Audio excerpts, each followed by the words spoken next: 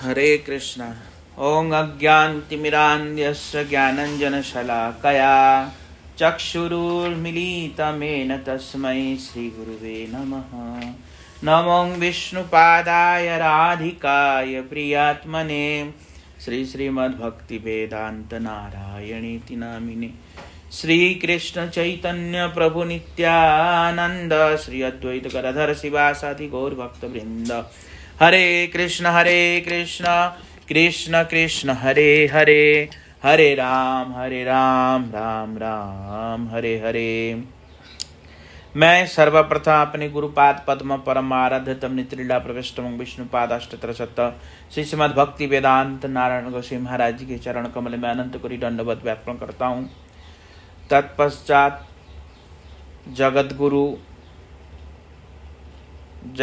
श्री श्रीमद् भक्ति ओम नित्रीला प्रविष्टम विष्णुपाद अष्टोत्तर शत श्री श्रीमद् भक्ति सिद्धांत शिला प्रभुपाद जी के चरणों में मैं अनंत कोटि दंडवत व्यापन करता हूँ। शुभ तिरुभाव महोत्सव तिथि पूजा प्रत्येक खास करके हमारे भक्ति सिद्धांत शिला प्रभुपाद जी संपूर्ण गौड़िया वैष्णव संप्रदाय के हमारे जो गौड़िया वैष्णव संप्रदाय के प्रतिष्ठाता आचार्य है। गौड़िया वैष्णव की उत्पत्ति ही एक प्रकार का महाप्रभु के जाने के बाद गौड़िया वैष्णव उत्पत्ति ही मानो भक्ति सिद्धांत शिला प्रभुपाद जी ने किया। आज जो जगत में तिलक कंठी माला हरे कृष्णा महामंत्र का धुन जो जगत में सुनाई दे रहा है, ये प्रभुपाद जी की कृपा से ही दे रहा है। जिस व्यक्ति को प्रभुपाद जी की कृपा नहीं होगा वो भक्ति में प्रवेश ही नहीं कर पाएगा। इसलिए जो व्यक्ति प्रभुपाद जी का तिरुभाव तिथि मनाता नहीं, प्रभुपाद जी के तिरुभाव तिथि में आसपास के मंदिर में जाते नहीं, उसके भक्ति में भाव भी प्रवेश नहीं करेगा। क्या नहीं करेगा? भक्ति का भाव भी प्रवेश नहीं करेगा, क्योंकि उसके अंदर उत्कंठा ही नहीं है। इसीलिए उसको पता ही नहीं चलता। अपने पोता पोती के जन्मदिन की तिथि कब आएगा वो ध्यान रहता है, उत्सव मनाने का ध्यान रहता है, पर जो गुरुवर्गों की तिथि है भूल जाते हैं, पता ही नहीं है। ऐसा बोलने पर भी उनको समझ में नहीं आता। वो लोग क्या है? उद्दंड है, भक्ति नहीं कर रहे हैं, वो स्वांग कर रहे हैं, ढोंग कर रहे हैं। क्या कर रहे हैं? वो लोग भक्ति नहीं कर रहे हैं, ढोंग कर रहे हैं। तो उस ढोंग से क्या होगा? कुछ लाभ तो होगा नहीं। होगा? कुछ नहीं होगा, क्योंकि अभी तक उनको प्रीति ही नहीं हुआ। अभी तक क्या नहीं हुआ? प्रीति नहीं हुआ। इतना दिन हो गया हरि नाम कर रहे हैं और गुरु वर्गों में प्रीति नहीं है, पुष्पांजलि देंगे नहीं तो कैसे काम चलेगा? पुष्पांजलि देने से पहले खा लेगा, ये गौड़िया वैष्णव सिद्धांत थोड़ी है। गौड़िया वैष्णव का ये सिद्धांत नहीं है। चाहे वो गृही हो चाहे वो त्यागी हो, पुष्पांजलि दे करके ही कुछ खाना चाहिए। गुरुवर्ग की तिथि में पुष्पांजलि दे के ही कुछ खाना चाहिए। और भक्ति सिद्धांत शिला प्रभुपाद जी तो संपूर्ण गौड़िया वैष्णवों का क्या है? संपूर्ण गौड़िया वैष्णव का नीम है, क्योंकि नीम स्थापना उन्होंने ही किया है। दैव वर्ण आश्रम की स्थापना भक्ति सिद्धांत शिला प्रभुपाद जी से पहले किसी ने नहीं किया। समझ में आया? दैव वर्ण आश्रम की स्थापना भक्ति सिद्धांत शिला प्रभुपाद जी के अलावा किसी ने नहीं किया। हमारे गुरुवर्ग आचार्य जो प्राचीन आचार्य थे, रूप गोस्वामी, सनातन गोस्वामी, ये लोग मंदिर बना करके प्रचार करके सेवा नहीं किया। ऐसा नहीं किया। इन्होंने कैसा प्रचार किया? जगह जगह में कुटिया बना के, माधुगिरी भिक्षा करके, केवल कभी चना कभी मना ऐसे करके भजन किया। ये लोग बहुत त्याग मूर्ति बन के भजन किया। पर भक्ति सिद्धांत श्रील प्रभुपाद जी ने ऐसा नहीं किया। बड़ा बड़ा सुंदर सुंदर मंदिर बनाया और मंदिर बना करके जगत को आकर्षित करके ऐसा प्रचार किया। समझ में आया? तो ऐसा प्रचार केवल और केवल गौड़िया संप्रदाय में भक्ति सिद्धांत श्रील प्रभुपाद जी के अलावा पहले किसी ने नहीं किया। तो इसलिए प्रभुपाद जी के ऊपर राधा रानी महाप्रभु का विशेष कृपा और साक्षात राधा रानी के नयन मंजरी है। तो इसलिए ऐसे प्रभुपाद जी के जो तिरोभाव या आविर्भाव तिथि की पूजा, पूजा का मतलब क्या है? पुष्पांजलि का मतलब क्या है? उनकी कथा सुनना और उनके कथा को बोलना, यही पुष्पांजलि है। तो जो ये नहीं करता उससे बड़ा अधम गौड़िया वैष्णव नहीं हो सकता। जो गौड़िया वैष्णव अपने आप को कह रहा है और ऐसे प्रभुपाद जी की तिथि नहीं मनाता तो उससे बड़ा अधम वैष्णव नहीं हो सकता। समझ में आया? उससे बड़ा अधम गौड़िया वैष्णव नहीं हो सकता। मतलब क्या है? जो अपने आप को गौड़िया वैष्णव कहलाता है उससे बड़ा अधम नहीं हो सकता। हाँ। और जो व्यक्ति भगवान की कथा, भगवान के कीर्तन श्रवण नहीं करता उसके हृदय से कभी पाप जाएगा नहीं। वो पापी है। वो क्या है? वो पापी ही रहेगा। क्योंकि कथा नहीं सुनेगा तो पाप हृदय से जा नहीं सकता। क्या नहीं जा सकता? पाप हृदय से जाएगा। तो इसलिए जो कथा नहीं सुन रहे हैं तो इसका मतलब वो हरिनाम करने पर भी, तिलक लगाने पर भी वो पापी है। एक सांसारिक व्यक्ति जैसा पापी होते हैं ऐसा ही पापी है। समझ में आया? क्योंकि पाप दूर होगा ही नहीं, क्योंकि वो कथा ही श्रवण नहीं करता। इसलिए तो प्रभुपाद जी के उपदेश क्या है? भक्ति सिद्धांत श्रील प्रभुपाद जी कहते हैं क्या? गुरुपाद पद्म की विश्रम्भ सेवा द्वारा ही भगवत भक्ति प्राप्त होती है। गुरुपाद पद्म की विश्रम्भ सेवा के द्वारा ही भगवत भक्ति प्राप्त होती है। अब कोई व्यक्ति गुरुपाद पद्म तो आश्रय कर लिया पर विश्रम्भ सेवा करते हैं तो उसको भगवत भक्ति क्यों प्राप्त होगा? समझ में आया? नहीं आया? विश्रम्भ सेवा कहते हैं क्या? विश्रम्भ सेवा के मतलब होता है गुरु को कैसा समझ के सेवा करना चाहिए? अपनत्व से सेवा करना चाहिए। उससे ज्यादा प्रिय और कोई व्यक्ति होना, भगवान भी इतना प्रिय नहीं होना। अपनत्व हो के सेवा करना चाहिए। भगवान भी प्रिय नहीं होगा तो बहुत दूर की बात है। हम गुरु की बात ही नहीं मानते संसार के आगे। पति पत्नी बच्चे अगर कुछ कह दे तो हम गुरु की बात नहीं मानेंगे। चाहे गुरु जी कुछ भी कह दे तो भी नहीं मानेंगे। पर जिनके अंदर निष्ठा होगी वो किसी के नहीं सुनेगा। जो विश्रम्भ सेवा करना जानता है या करना चाहता है वो किसी के सुनेगा नहीं। जैसे हमारी रागलेखा दीदी थी, उन्होंने क्या किया? उन्होंने नहीं सुना, पति की बात नहीं मानी और क्या किया? वृंदावन में रहती हैं अभी। तो गुरुजी ने बोला गुरुजी ने जबकि मना किया मत रहो ऐसे। पर विश्रम्भ सेवा के मतलब क्या होता है? आंतरिक भावना को समझना। गुरुजी ने मना किया क्योंकि उनके पति आके ऐसा ऐसा कहा तो गुरुजी ने मना किया, ऐसे नहीं रहना, ऐसे नहीं करना, अपने घर में रहो। पर वो सुनी नहीं। जैसे भक्ति सिद्धांत श्रील प्रभुपाद जी को गौर किशोर दास बाबा जी महाराज जी ने कहा था कलकत्ता नहीं जाना, कलकत्ता में कली का काल है, वहां मठ नहीं बनाना, ऐसा मना किया। नहीं समझ में आया? उनके गुरुजी ने। और क्या कहा था? कलकत्ता मत जाना, मठ मत बनाना। और मठ मंदिर इत्यादि मत बनाना, भक्तिनाथ ठाकुर ने मना किया, बड़े बड़े मंदिर नहीं बनाए। कलकत्ता मत जाना, कलकत्ता में कली का काल है, ऐसा कहा था। और उन्होंने सबसे पहले मठ कलकत्ता में ही बनाया और कलकत्ता में प्रचार किया।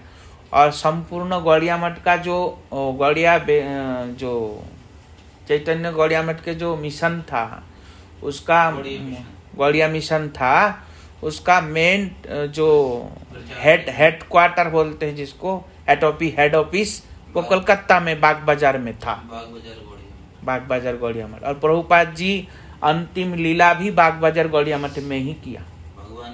भगवान धाम जो गए, प्रभुपाद जी वहीं गए। और उन्होंने अपना दिव्य पादुका भी प्रकटित करके छोड़ा था बाग बाजार गौड़िया मठ में। समझ में आया? जब प्रभुपाद जी चले गए थे, जब उनके सारे शिष्य लोग रो रहे थे बहुत कातर स्वर से, तो उन्होंने अपने बिस्तर पे दिव्य पादुका छोड़ा, अपने चरणों की छाप ऐसे छोड़ा। बोलते मैं कहीं नहीं गया, मैं है ही हूँ। आकाशवाणी से कहा, प्रभुपाद जी खुद कहा उस कमरे में आके, सारे शिष्यों को कहा कि मैं कहीं नहीं गया हूँ, तुम लोग जाके सब देखो, मैं अपना चरण छाप छोड़ रहा हूँ, ऐसा कहा।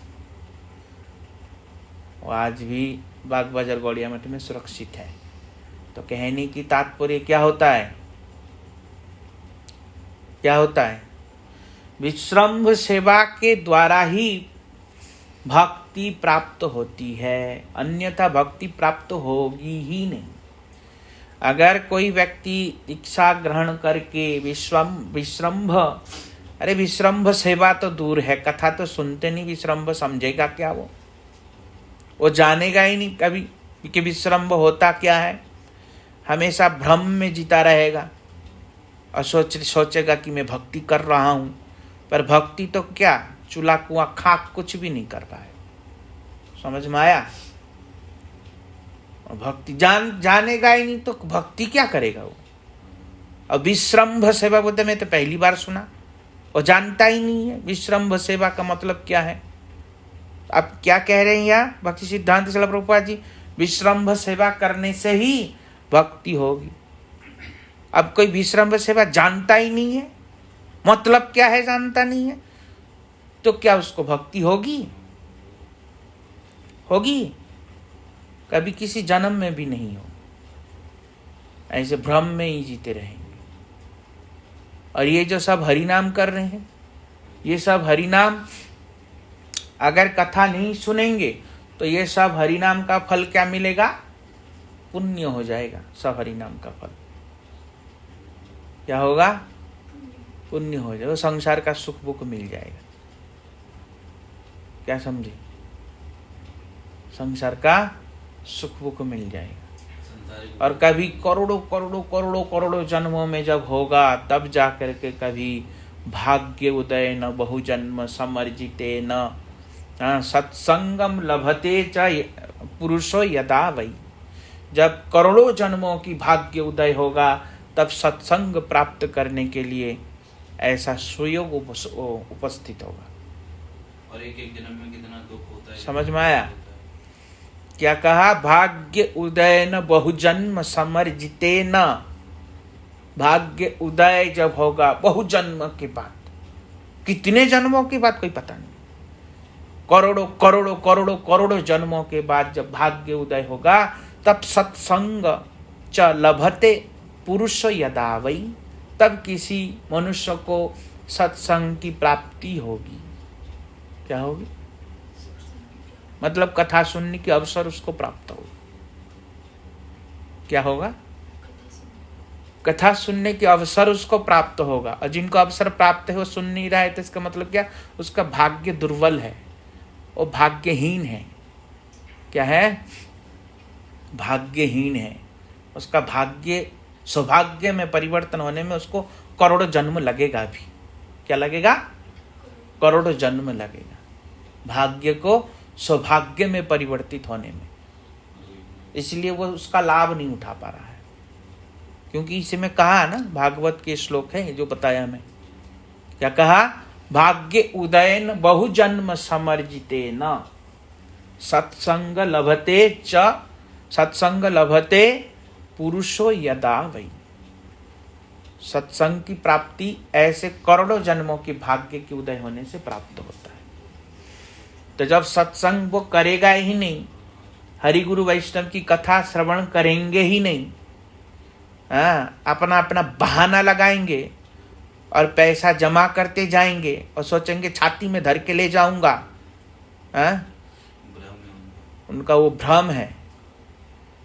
ना तो मकान जाएगा, ना दुकान जाएगा, ना पति जाएगा, ना पुत्र जाएगा, ना परिवार जाएगा। जब संसार में जाके जलेगा ना चिता में, और जब ऊपर बैठ के देखेगा अपनी चिता जलता हुआ, तब समझ में आएगा अच्छे से। वो जाता थोड़ी है, क्योंकि आत्मा न जजायते न मरिष्यति, आत्मा न मरता है न जिंदा होता है, शरीर मरता है। जब शरीर जलेगा तब समझ में आएगा। देखेगा ना तब तो, नहीं देखेगा। तो इसलिए क्या कह रहे हैं? विश्रम्भ सेवा की बिना भक्ति प्राप्त होगी ही नहीं। अब विश्रम्भ सेवा किसको कहते हैं? विश्रम्भे न गुरु सेवा, गुरु जी की सेवा कैसी करनी चाहिए? विश्रम्भ सेवा कैसी होती है? गुरु जी के हित जान करके उनकी सेवा करना, उसको विश्रम्भ सेवा कहा जाता है। गुरु जी के हित जान के मतलब क्या है? जैसे गुरु जी को कुछ चीज अच्छा लग रहा है पर गुरु जी के हित में नहीं है, मतलब गुरु जी की तबीयत बिगड़ सकती है या गुरु जी को कुछ दिक्कत हो जाएगी, तो उस समय क्या करेंगे? वो देंगे ही नहीं, जबरदस्ती करेंगे। गुरु जी को क्या करेंगे? नहीं देना है हमको, ऐसा प्यार से डांट के कैसे भी करके तो उनको देंगे नहीं, क्योंकि उनकी हित जान करके इनकी सेवा करेंगे। समझ में आया? और गुरु जी को अच्छा लगता है, वो बढ़िया है, तो फिर बढ़िया चीज बना के देता हूँ। सोच रहे ये प्रीति, ये प्रीति नहीं है। समझ में आया? क्या समझे? ये उसका भ्रम है। पर विश्रम्भ सेवा करने के लिए भी मध्यम अधिकारी होना चाहिए, रुचि होनी चाहिए। वो कनिष्ठ अधिकारी सोचेगा मैं गुरु जी को शासन करूंगा और सेवा करूंगा, वो पापी नरक में जाएगा ऐसा करने से। समझ में आया? वो नरक जाएगा। तो अपना अधिकार भी पता होना चाहिए, क्या उसी लेवल पे भजन कर रहे हैं जब गुरु जी की सेवा ऐसा कर सकेगा। तो मध्यम अधिकारी का कम से कम होना पड़ेगा गुरु जी की सेवा करने के लिए। वो कनिष्ठ अधिकारी लोग नहीं कर पाएगा, वो दूर से रहना चाहिए, खाली गुरु जी की कथा श्रवण करनी चाहिए कनिष्ठ अधिकारी का। तो समझ में आया? अधिकारी का तो पता कैसे चलेगा कि हम लोग इस लायक? जब हर बात सहन हो जाए। अगर गुरु जी के हर बात सहन हो रहा है, ब्रजवासियों की, गोपियों की घर में जैसे समझ में आया? कृष्ण की सेवा करते हैं, ऐसी सेवा करनी बहुत छटपटाहट होती है दिल में कि मैं भी ऐसी सेवा करूंगा। हर बात सहन भी होना चाहिए। क्या होना चाहिए? सहन। गुरु जी निकाल भी देगा, मार भी देंगे, तब भी वो करेगा। समझ में आया? तो उससे पता चलेगा कि वो मध्यम अधिकारी में आ चुका है। दुत्कारेगा, भगा देगा। समझ में आया? तब समझना चाहिए मध्यम अधिकारी में आ चुका है। और गुरु जी ने हल्का सा डांट दिया या कुछ बोल दिया, किसी से कुछ सुन लिया या हमारे बारे में ऐसा कहा था, ओ बाबा हम मुंह नहीं दिखाएंगे, ऊपर से कुछ बोलते वो कनिष्ठ अधिकारी का भी नहीं है। क्योंकि कनिष्ठ अधिकारी का भी निष्ठा हो जाता है। क्या हो जाता है? वह अभी प्रारंभ एकदम साधारण भक्त है, अभी एकदम साधारण। गुरु जी डांट दे, फटकार के निकाल दे, मंदिर से धक्का मार के भी निकाल देगा, तब भी वो आएगा। क्या करेगा? फिर भी गुरु के पैर ही फिर भी गुरु जी के पैर पकड़ के आएंगे। जैसे गाय होते हैं ना, गाय जब किसी देखना बाजार में सब्जी देखते, हरी हरी सब्जी देख करके मुंह मार के खाता है, ऐसे करके, है यहाँ ना, पे तो ऐसा है नहीं और मथुरा में। मुंह मार के खा लेता है और फिर उसके मुंह पे झेद दौड़ दौड़ मार देता है, सब्जी वाला थोड़ी खाने देता है, और फिर वो चली जाती है। फिर कुछ देर के बाद फिर भोला भाला मुंह बना करके ऐसे ऐसे करके गाय आती, देखा कभी, फिर आती है खाने के लिए। तो ऐसा होना पड़ेगा। अब जैसे हमारे माधव महाराज जी को गुरुजी मारते थे बहुत, और मारने के बाद भी उनकी वो सेवा करते थे, छोड़ते नहीं थे। कहते ना कोई कुछ देने आता है खाने के लिए तो समझ पहले में आया। चेक करते कि इसमें कुछ मिला तो नहीं रखा किसी ने। तो ऐसे अधिकार तब पता चलेगा। और एक होता है ढीठ, बात तो मानेंगे नहीं, बात गुरुजी के मानेंगे नहीं, पर उनको सहन भी होता है, तो वो ढीठ है। वो क्या है? वो ढीठ है। ये नहीं वो मध्यम कोई अधिकारी मध्यम का अधिकारी बदकारी नहीं है, वो पापी है, वो अधम है। वो क्या है? वो अधम है। जो गुरुजी के बात को मानता है और चाहे कुछ भी हो जाए गुरुजी को छोड़ूंगा नहीं, ऐसा जिसने संकल्प किया वही मध्यम अधिकारी का है। समझ में आया? जो गुरुजी ठीक है, बात मानते तो हैं, बात मानते नहीं है, सहन नहीं। क्या कहते हैं, सहन तो करते हैं जी, पर बात नहीं मानते, फिर वो किस चीज में गिने जाएंगे जी? वो ढीठ है। उनका कोई वो नहीं है क्या? उनका कोई निस्तार नहीं। समझ में आया? बात नहीं मानता तो ढीठ है। एक कान से सुन रहा है, अगर मध्यम अधिकारी है तो वो पालन करेगा ना। मध्यम अधिकारी का लक्षण क्या होगा? वो पालन करेगा, कथाओं के नियमों को पालन करेगा, उसके अंदर ये शक्ति आएगी। भगवान की सेवा इतनी रुचि नहीं होती, वैष्णव सेवा में ज्यादा रुचि होती है। क्यों नहीं होगी? पागल पागल है क्या? उसमें मैंने पढ़ा था ऐसा नहीं है, भगवान की सेवा में रुचि नहीं होगी। भगवान की सेवा उसमें रुचि कहा होती, पर वैष्णव सेवा बहुत अधिक होती है। पागलपंथी की से बात तो करता है, इसलिए क्या कहा? प्रेमो मैत्री कृपा उपेक्षा। मध्यम अधिकारी के लक्षण क्या है? भगवान के प्रति प्रेम। अरे प्रेम होगा तो सेवा करेगा नहीं? कैसे बात करते हो? भगवान के प्रति कैसा है? प्रेम। और वैष्णवों के प्रति मित्रता।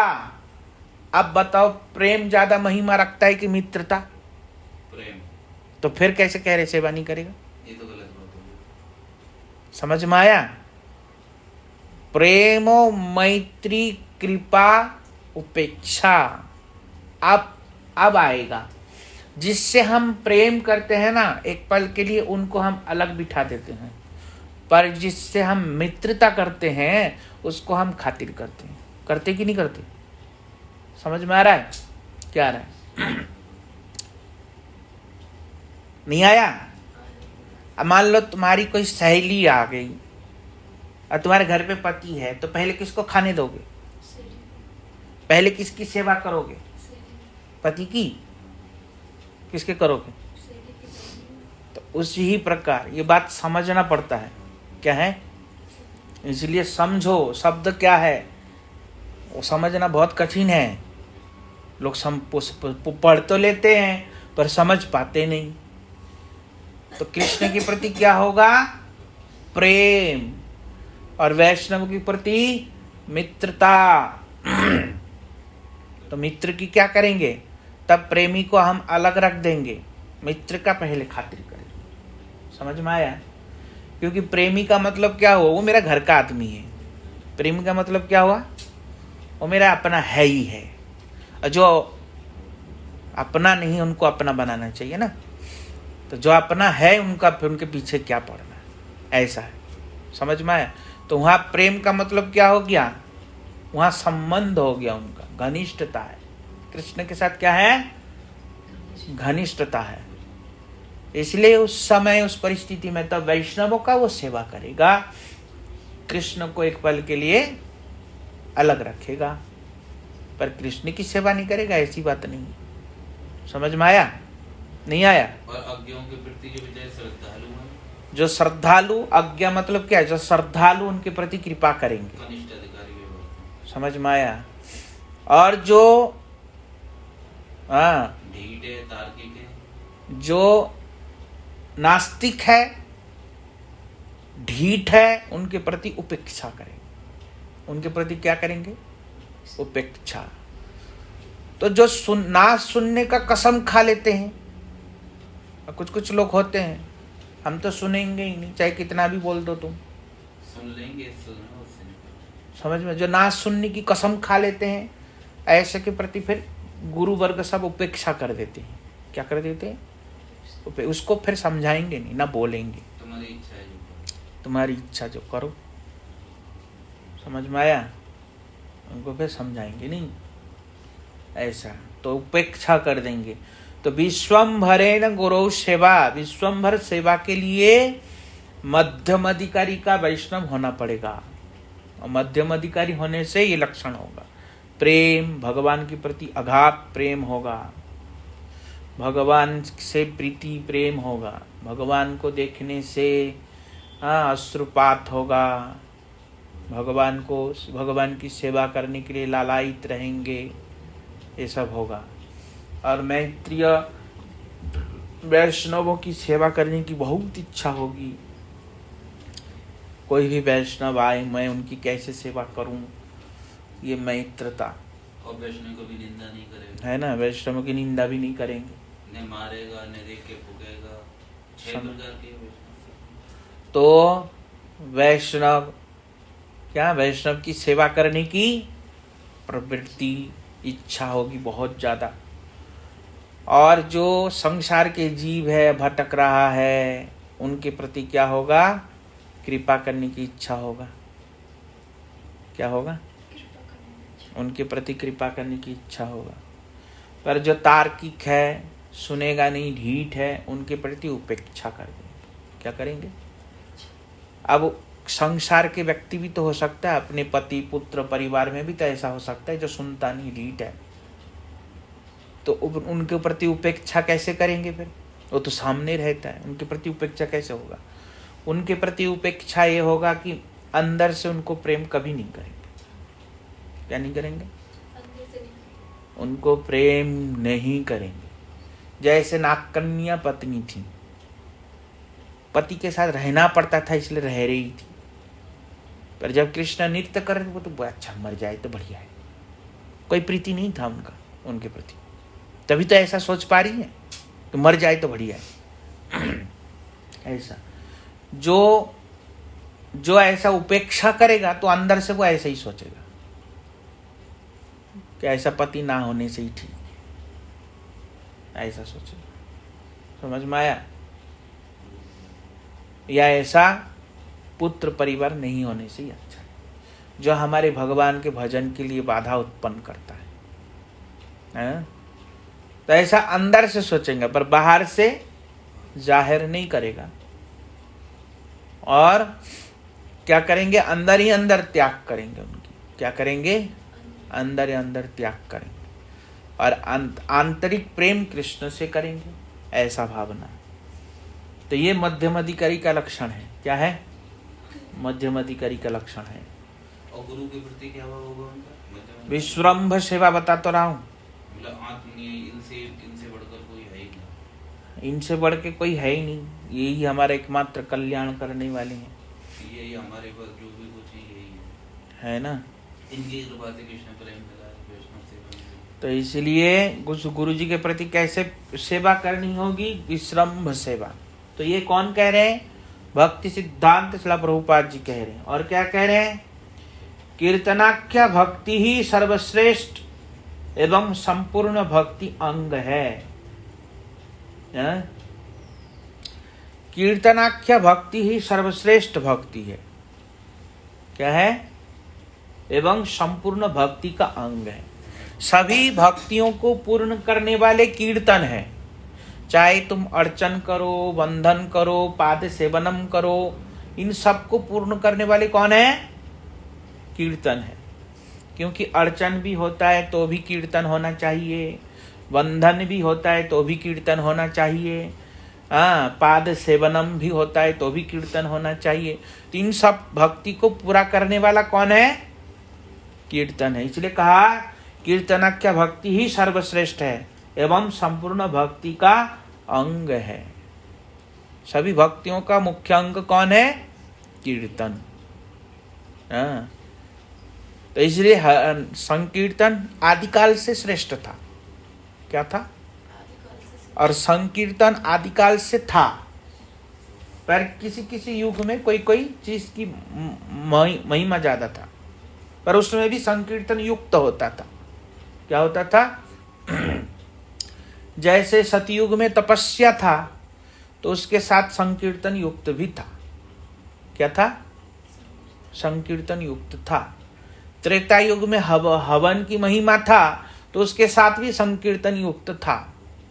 जैसे हवन कर रहे हैं तो साथ में कीर्तन भी कर रहे हैं। समझ में आया? और द्वापर युग में अर्चन की महिमा था तो उसके साथ भी संकीर्तन युक्त था। अर्चन कर रहे हैं, बाहर कीर्तन भी हो रहा है, ऐसा था। और कली युग में तो है ही है कीर्तन की महिमा। समझ में आया? तो इसलिए सभी भक्ति को पूर्ण करने वाला, ये क्या है? कीर्तनाख्य भक्ति, सभी भक्ति को पूर्ण करने वाला। और क्या कह रहे हैं? कीर्तन के माध्यम से ही भक्ति के दूसरे अंग साधित होते हैं। कीर्तन के माध्यम से ही भक्ति के दूसरे अंग साधित होते हैं। कीर्तन नहीं होगा तो भक्ति के और अंग भी साधित नहीं होगा। जैसे कोई सेवा कर रहा है भगवान की, तो सेवा करते करते कीर्तन नहीं करेंगे तो वो भक्ति नहीं मानी जाएगी, वो कर्म हो जाएगा। समझ में आया? और संसारिक फालतू बात कर रहे हैं तो कर्म होगा। और क्या होगा? कर्म हो जाएगा। जैसे हम सेवा कर रहे हैं, भगवान चिंतन नहीं कर रहे हैं, घर जाऊंगा, घर देख रहे हैं, ऐसे करके बना रहे हैं, तभी तो गड़बड़ बनता है, तभी तो बेकार बनता है। सेवा करते करते दिव्य चिंतन करना चाहिए, राधा रानी का स्मरण करना चाहिए, कृष्ण की चिंतन करना चाहिए, और ऐसे करके बनाना चाहिए, सेवा करना चाहिए। पर हम ऐसे नहीं करते, वो घड़ी देखते, इतना टाइम हो गया, ऐसे करके भाग जाते हैं फटाफट करके, कैसे कैसे हो जाए ऐसे। इसलिए तो बेकार बनते हैं। फिर कहते हैं हमको आता नहीं है, हमको नहीं आता, हमको ऐसे बोलेगा। आएगा कहाँ से? प्रीति होगा तभी ना आएगा। प्रीति होने से सब चीज अपने आप आ जाता है। हमको किसी ने श्रृंगार सिखाया नहीं, हमको किसी ने बनाना नहीं सिखाया, हमको किसी ने पेड़ कटिंग नहीं सिखाया। समझ में आया? हमको किसी ने झाड़ू पोछा करना नहीं सिखाया है? हमको किसी ने कलर करना भी नहीं सिखाया। हमने जो अपने छोटे छोटे ठाकुर जी का आँख कान नाक बनाया वो हमको किसी ने सिखाया नहीं। मूर्ति बनाना किसी ने सिखाया नहीं, किसी ने नहीं सिखाया। तो कैसे आया? अपने आप। माला बनाना भी हमको किसी ने नहीं सिखाया। श्रृंगार करना भी नहीं। समझ में आया? माला बनाना भी हमको किसी ने नहीं सिखाया। मंदिर का नक्शा बनाना किसी ने नहीं सिखाया। समझ में आया? तो क्या है? प्रेम होने से अपने आप आ जाता है। क्या होता है? प्रेम होने से अपने आप आ जाता है। और कैसे आ जाएगा पता भी नहीं चलेगा, कैसे सब चीज आ जाएगा। तो इसलिए कहने की तात्पर्य कि प्रेम नहीं है, प्रेम का अभाव है, इसीलिए कहते हैं हमको आता नहीं है। आएगा कैसे? जब कृष्ण से प्रेम होगा, भगवान को सुंदर सुंदर बनाने की खिलाने की इच्छा होगा, तब ना आएगा। बस हम दो हमारे दो ऐसे करने से थोड़ी ना आएगा। नहीं आएगा ऐसे करने से, कभी नहीं आएगा। इसलिए कह रहे हैं कीर्तन के माध्यम से ही भक्ति दूसरे अंग साधित होते हैं। कुसंग का त्याग ही निर्जन है, अर्थात साधु वैष्णव संग में भजन ही निर्जन भजन का तात्पर्य है। निर्जन भजन किसको कहते हैं? जो कुसंग का त्याग करे उसका नाम निर्जन भजन है। क्या कहा भक्ति विनोद ठाकुर? वो है ना, क्या है? बसिया गोद्रुम बने निर्जन बसिया गुरुदेव बड़ो कृपा करी गौड़वन मय गोत्रम दिया चिस्तान। हाँ, निर्जने बसिया भजन करीब, ऐसा कह के भजन है। गुरुदेव बड़ कृपा करी गौड़वन माज गोत्र में दिया स्थान। आज्ञा दिला मोरे यही ब्रजवसी हरि नाम करगान। फिर किंतु कभी प्रभु योग्यता अर्पी पे एक ओ- दया और एक है ना वैष्णव, हरि हरि कबे मो हवे है न दीन। विमल वैष्णव रति उपजीवी वासना है वे छेड़ा। हाँ, फिर क्या है? देख अभी निकाल तो वो कुछ निर्जने बसिया भजन अंतर करी। बाहिरे सम व्यवहार अमानी मानद हब कृष्ण संकीर्तने श्री कृष्ण स्मरणे सतत मजिया रब।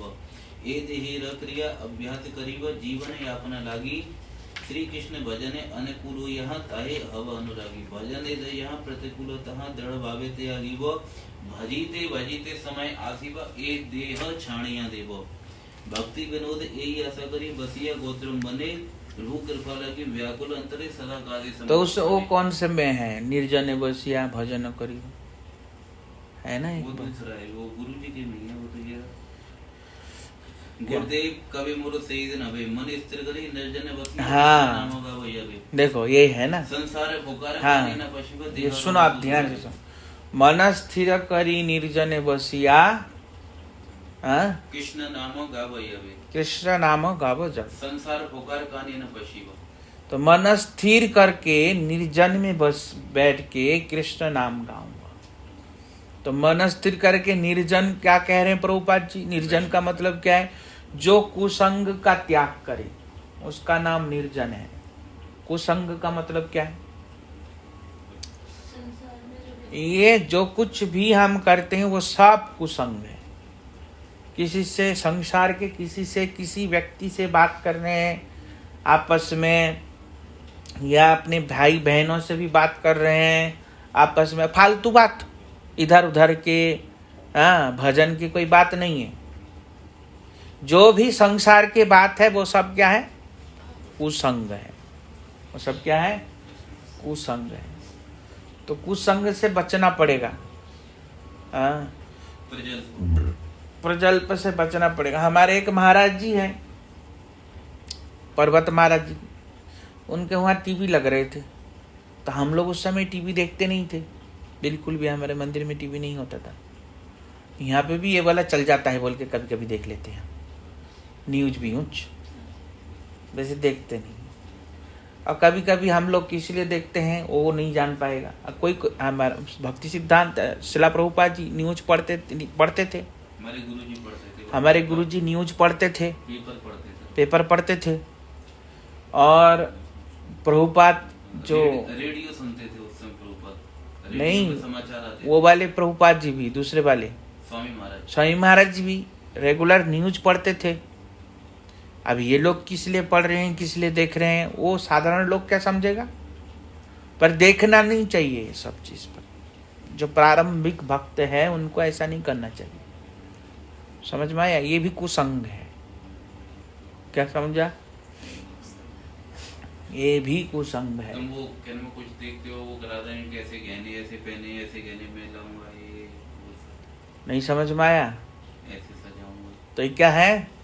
कुसंग। पर ये सब वो देखते, हम लोग जो देखते हैं, हम किस लिए देख रहे हैं भगवान की और वो किस लिए देख रहे हैं, मनोरंजन भोग के लिए। तो हम नहीं जान पाएंगे। तो बोले नहीं तो फिर लोग बोलेगा अरे तो वो तो देखता है, हम देखा तो पाप है, वो देखे तो लीला है, ऐसा कहेगा कोई। समझा? हाँ, क्या समझा? तो इसलिए वो देखेंगे तो लीला होगा, हमारे देखेंगे तो पाप हो जाएगा। पाप नहीं है, पर क्या है, ये सब देखने से क्या होता है, मन चंचल हो जाता है। पर जो महात्मा लोग होता है उनका मन चंचल होता है। क्या नहीं होता? उनका मन चंचल नहीं होता। पर हम लोग देखेंगे तो हमारा क्या होगा? हरि नाम करेंगे तो वही ध्यान। देखो, पाप नहीं है, सब करने से पाप नहीं लगता, पर मन क्या होगा? चंचल। दूषित हो जाएगा। मन क्या होगा? चंचल हो जाएगा। तो इसलिए क्या कह रहे हैं, कुसंग का त्याग करके भजन करना। क्या करना है? कुसंग का त्याग। सबसे बड़ी बात है कुसंग क्या है? हाँ, ये हम जो फालतू इधर उधर की बात करते हैं ये कुसंग है। तो कुसंग त्याग करके कीर्तन करना भगवान का, ये निर्जन है। वैष्णवों का संग करना ये निर्जन है। निर्जन भजन किसको कहते हैं? जो वैष्णवों की हरि कथा का संग करे। जो कथा नहीं सुनता वो निर्जन भजन नहीं है, जो कथा सुनता है वही निर्जन भजन। यहाँ पे ऐसे कह रहे हैं। और सर्वदा हरि कथा का प्रचार ही हरि कीर्तन है। भगवान का कीर्तन क्या है? हरि कीर्तन क्या है? भगवान के नाम का प्रचार करना। प्रचार मतलब क्या है? जो हम ये जो कथा कह रहा हूं ये कीर्तन है। मैं अभी कीर्तन कर रहा हूं। मैं क्या कर रहा हूं? कीर्तन। क्योंकि भगवान की कीर्ति की गायन कर रहा हूं, तो इसलिए इसी को कीर्तन कहते हैं। एक होता है नाम कीर्तन करना और एक होता है उनकी महिमा का कीर्तन करना। दोनों कीर्तन एक है, अलग अलग नहीं। समझ में आया? तो क्या कह रहे? सर्वदा हरि कथा का प्रचार ही कीर्तन है। वास्तविक कीर्तन क्या है? सर्वदा हरि कथा का प्रचार ही कीर्तन है। हाँ? और सर्वदा हरि कथा कहना या श्री हरि सेवामय कथाओं में निमग्न रहना ही मौन अवस्था है। मौन अवस्था क्या है? वो तो कहा ना, बाचो बेगम मौन रहो। मौन अवस्था क्या है? सर्वदा हरि सेवामय कथा की कीर्तन करना और कथा में ही मग्न रहना। कथा में हमारे महाराज जियों को देखा मैं, बहुत मग्न रहते कथा में। इतना कथा करेंगे ना, उनको भूख प्यास खाना पीना सब भूल जाते हैं, उनको भूख ही नहीं लगता और टाइम कितना हो गया उनको पता ही नहीं चलता। हमारे कुछ कुछ महाराज जो कथा सुनने वाले वो लोग कभी ऐसे ऐसे करेंगे, जो सुनने वाले होंगे, पर जो बोलने वाले होंगे उनको बहुत आनंद आता है। उनको बहुत आनंद आता है। और महाराज जी कह रहे, कोई खाली पीली वन महाराज जी कह रहे थे, कोई कथा कहने में कितना आनंद आता है पता है तुमको? ऐसे कह रहा है। बोलते खाली पीली में कोई एक आदमी बैठ के ऐसे हूं करेगा ना, कथा कहने वाले को बहुत आनंद आता है, वो कहते चले जाए। तो उसका मतलब उनको कितना आनंद आता है हरि कथा दुनिया में। वो आनंद है ही। तो उनको कितना आनंद आता है, तभी वो ऐसा। अब देखो कोई व्यक्ति आनंद आता है तभी तो उसको पता नहीं चलता समय का। समझ में आया? उसको आनंद आता है तभी तो उसको पता नहीं चलता समय का। तो इसलिए कह रहे हैं हरि कथा में क्या होगा? मग्न हो जाएगा। मग्न मतलब क्या है? उनको पता ही नहीं चलेगा। भक्ति प्रमोद पुरी गोस्वामी महाराज जी कथा आंख बंद करके करते थे। 8-8 घंटे कथा करते। समझ में आया? कोई बैठा है कि नहीं बैठा पता नहीं।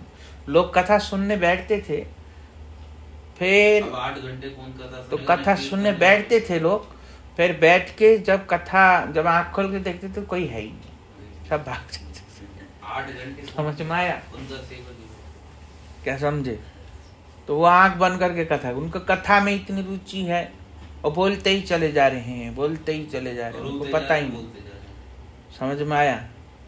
तो ऐसे ऐसे है। तो क्या कह रहे हैं? उसी को मौन कहते हैं। मौन किसको कहते हैं? वो खाना पीना खाऊंगा भर भर के, लिख लिख के दूंगा, हम तो मौन है। साल में एक बार नहीं समझे?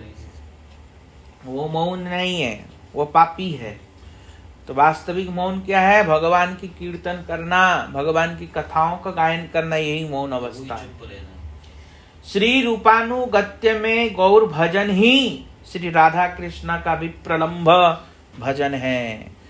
जैसे विश्वम्भरेण गुरु सेवा, ऐसे विप्रलंभ सेवा, राधा कृष्ण की विप्रलंभ सेवा कैसे होगा? जो रूपानुगत्य में भजन करता है वही राधा कृष्ण की विप्रलंभ सेवा कर पाएगा, नहीं तो राधा कृष्ण की विप्रलंभ सेवा नहीं कर पाएगा। क्योंकि रूप गोस्वामी महाराज जी के चरणों की धूली की कामना नहीं करने से और राधा कृष्ण की भाव को समझ नहीं पाएगा। इसलिए कहते हैं ना,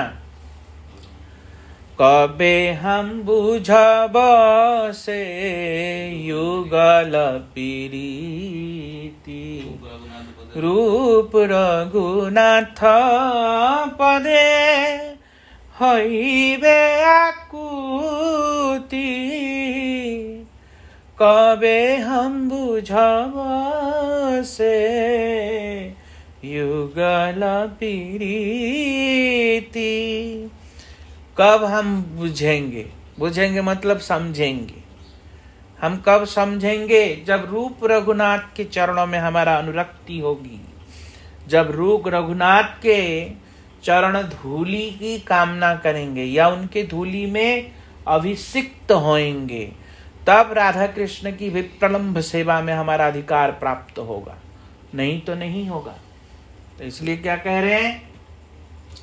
क्या कह रहे हैं? रूपानुगत्य में गौर भजन ही श्री राधा कृष्ण का विप्रलंब भजन है। राधा कृष्ण का विप्रलंब भजन करने के लिए रूपानुग मतलब रूप गोस्वामी महाराज जी के चरणों में अभिषिक्त होना पड़ेगा, या रूप गोस्वामी के चरणों की धूल में अभिषिक्त होना पड़ेगा, तब जाके विप्रलंब भाव को समझ पाएंगे राधा कृष्ण के। सदगुरु का चरणाश्रय करके हरि सेवा करनी चाहिए। सदगुरु की चरणाश्रय करके ही जीव को क्या करना चाहिए? हरि सेवा करनी चाहिए। तन मन वचन द्वारा किसी को उद्वेग नहीं देना चाहिए। तन मन वचन के द्वारा किसी को भी उद्वेग नहीं देना चाहिए। सत्य पथ में रहकर अर्थ उपार्जन द्वारा जीविका निर्वाह करना चाहिए। सत पथ में रह के अर्थ उपार्जन करके जीविका निर्वाह करना चाहिए, और झूठ कपट छल के द्वारा जीविका निर्वाह नहीं करना चाहिए। समझ में आया? पर आजकल तो होगा ही नहीं जीविका निर्वाह झूठ नहीं बोलने से, पर पहले हो जाता था इसे। समझ में आया? श्री भगवान एक है, अनेक नहीं है, यह सदैव स्मरण रखो। भगवान एक ही है, अनेक नहीं। ब्रजेंद्र नंदन श्री कृष्ण ही स्वयं भगवान है। वे सर्वशक्तिमान एवं सर्वअवतारी। उनकी सेवा करना ही प्राणी मात्र का प्रधान कर्तव्य है। अन्य किसी कार्य आनुषंगिक या गौण है। बाकी जितना भी कार्य, भगवान की सेवा छोड़ के बाकी जितना भी कार्य है वो सब गौण और आनुषंगिक है। वो सब क्या है? गौण और आनुषंगिक। मुख्य क्या है? मुख्य है भगवान की सेवा। पर संसार के लोग क्या करेंगे? भगवान की सेवा जाए भाड़ में, ऐसे कह देगा।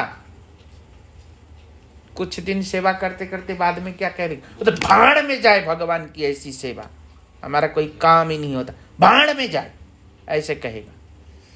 और ज्यादा कुछ सेवा कर देगा तो झगड़ा भी कर देगा। कोई कोई ऐसा भी होता है। हाँ, दोबारा आएगी, झगड़ा भी करता। हमको ही बोले